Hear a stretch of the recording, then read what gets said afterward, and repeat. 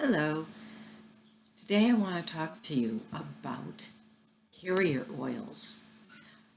I use carrier oils all the time in the things that I make, and there are some that you can use any old time. Coconut oil is one of my favorites. Some people like to use olive oil.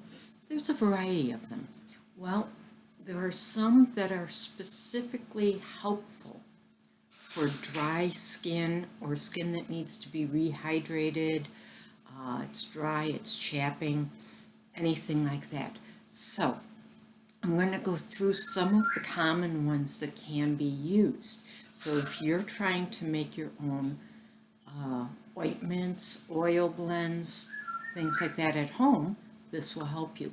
Now, you can get these carrier oils all over the place. So I found where I like to get them because I trust the quality of the company and the price is right. And then I'll go through the 5 that I have. Like I said, there are others out there depending on what your budget is. And so with my budget, these work well. You can get very expensive carrier oils, but for what I do, these work well enough. So the first one I have is avocado oil. Avocado oil obviously comes from the avocado. It's a cold pressed oil, and so it comes out of the fruit. Avocado is known for its moisturizing properties, so it's going to definitely help hydrate the skin. It's also very rich in vitamins. If you know about avocados, they're supposed to be extremely healthy for you. So they are full of vitamins, especially vitamin E. And vitamin E, some studies have indicated, helps reduce scarring and wrinkling. Whether or not, there are studies out there, so I tend to lean toward that. I've known for decades that vitamin E is supposed to help with your skin, with scarring. So one advantage to avocado oil is that it's easily absorbed into the skin, and that's a good thing. It doesn't just sit on your skin. And it also does blend well with other carrier oils and with essential oils. So when you're using it, you're going to get all of those benefits. And when you're putting things together, there's times you're just going to use one carrier oil, but there's times you're going to want more than one to get a specific goal out of it. So that's avocado oil.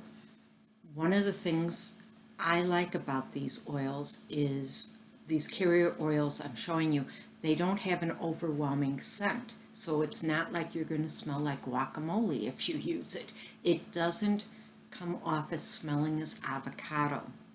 So if you're blending it with essential oils, you're going to get the scent of the oils, which you might rather have than smelling like an avocado. So the next one is sweet almond oil. I use this one a lot. And sweet almond oil has a number of benefits also. First of all, sweet almond oil by itself can help heal superficial skin burns. So if you have a very mild skin burn, just like taking aloe and putting it on there, or lavender, you can also use sweet almond oil on that. Now, in addition to that, sweet almond oil boosts collagen production, and collagen, if you pay attention to all the ads for makeup and that, collagen is something that helps the skin stay youthful looking. It does keep the skin hydrated and supple. Supple means it's not going to look like aged leather. Sweet almond oil also will help protect against the damage of UV radiation. So it's not a sunscreen, but it is going to help with that protection. In addition, depending on what you blend it with, sweet almond oil can help relieve some muscular aches. Okay, so I'm talking about blends and things for dry skin, for rehydrating the skin. But that's an added benefit that sweet almond oil can help with muscular aches. And it also might help purge your skin of toxins. And we live in a very toxic time. There's toxins all around us in our cleaning products, in the air, everywhere. So sweet almond oil, one benefit of it is it could help purge your skin of some of those toxins. It's not going to be a miracle worker, but it could help in that. Now, the next oil is jojoba. And the others, you recognize the names. Avocado, we all know what avocados are. And sweet almond, that comes from the seeds, the almond seeds. Jojoba is a shrub that can be found like in the Southwest, Arizona, Southern California. Areas like that have this shrub. And so jojoba oil comes from the seed of this shrub. And I personally like it when I put a roller bottle together for my facial blends. I'm not a chemist or a physicist or anything like that, but what I understand is the molecular structure of the jojoba oil helps it. It's a smaller molecular structure, if I remember what I've learned correctly, where it will absorb into your face better than some of the others. But it's a trial and error, as in anything else. So jojoba has anti-inflammatory properties. So one of the benefits is it helps with chafing and chapping. So if your skin is all chapped, jojoba might be the one you want to go to, or you might want to mix it with something else. It helps reduce redness from drying. So if your skin gets dried out, right now everyone's using a lot of hand sanitizers and a lot of them are alcohol based. Well, that's going to dry out your skin, and dry skin tends to look red and chapped. Jojoba would help with that. It also may ease the effects of eczema and rosacea and help keep the skin calm and comfortable. And I've dealt with rosacea over the years, and sometimes it's just awful, and you try a variety of products. So this may, for some people, help ease that. Again, nothing's a miracle, but it's definitely, if you deal with eczema, if you deal with rosacea, you may want to look into creating blends with some jojoba in them. It also has vitamin E in it, which is great, and vitamin B complex. And so it will help in skin repair. It will help in damage control. So if your skin's trying to heal from something, jojoba may really help you for that. I'm not going to say, yes, it's going to help you. Everything is trial and error. But that's what jojoba is. I love it, like I said, for my facial blends. I think it has a really good effect. It's not a greasy oil. Okay, I love coconut oil, but if I put that on my face is going to look like it's got oil on it. When I use jojoba, it does absorb into the skin. I do get the benefits of it. So hopefully you might want to try that for something for your facial skin. Another one is apricot kernel oil. Apricot kernel, just as the name suggests, comes from the kernel. It's there's a machine. It's a mechanical process. It's not a cold press because the kernel is hard. Now, apricot kernel is great in helping reduce the appearance of aging. So if you've got wrinkles, fine lines, I know I get fine lines when my skin dries out on my forearms, or even on my shins. So apricot kernel oil is going to help with that. There have been studies that it also boosts immunity. Okay, so there's a possibility that if you're using this, it's just going to overall help with your immunity. It contains a lot of fatty acids, which are beneficial for your skin, to help hydrate the skin, to help prevent the dryness from occurring. Okay, one of the benefits of it is it's supposed to help maintain the radiance of the skin, your skin.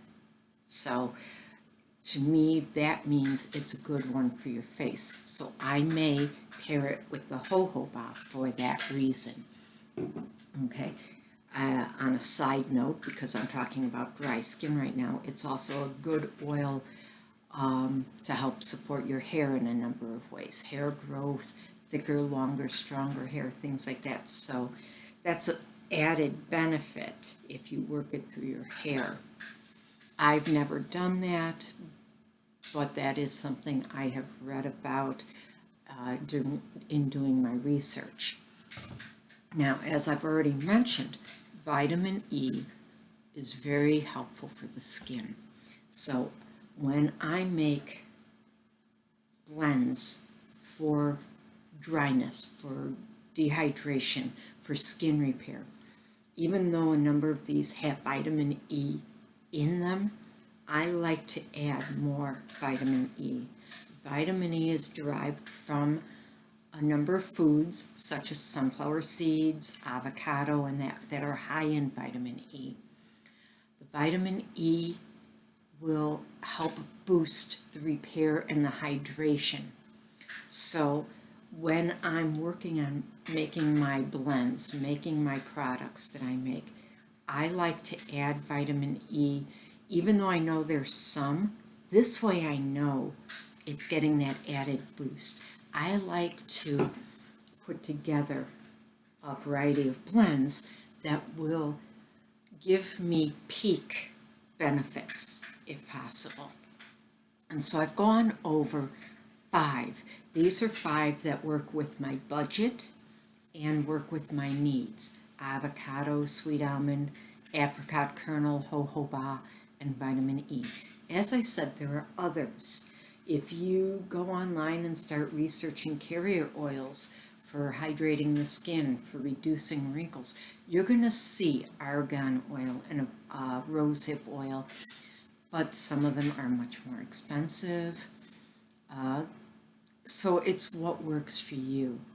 Now, you might not want to invest in making your own products, but then this video is also helping you when you're looking for a product.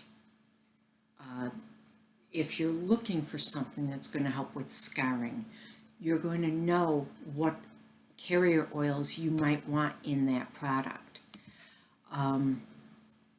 When you're shopping, whether it's my products or products that you go to the big box store or cosmetic place, this gives you knowledge, and that's a powerful tool in itself. So I'm hoping that this video has helped you with information. And if you're looking for products that are going to help your skin, and men and women, I mean, you're outdoors, you're doing work, you want to have products that will definitely be of use. I wish I had known all I know decades ago. My dad, when he would wash dishes, anytime he did, if he didn't wear rubber gloves, the dishwater, the soapy dishwater, would dry out his hands, and they'd get so dry and cracked and they could bleed. Had I known all this stuff back then, I could have made up things for him to help heal his hands. Now he doesn't wash dishes, he doesn't have to. He has very few dishes, and when he does, he has rubber gloves. But knowing this is going to help you. And when my husband right now, he no longer is working in the trades, and he just commented the other day, he no longer has calluses. So now when he does stuff, his hands, he feels it, and they're dry, they get dry. So I can create something that's going to help him with what he's doing and what he needs. That's where this knowledge is helpful. Take what I've given you if you can use it. If not, share with someone who might. If you have questions, please reach out to me. I know this is one of my lengthier videos. I try to keep it concise, and if you've gotten something good out of it, please let me know, share it, and as I said, reach out to me if you have questions. If you need more information, anytime I can share with you, I would love to. So I hope this has been a benefit to you, and I hope you have a very good day.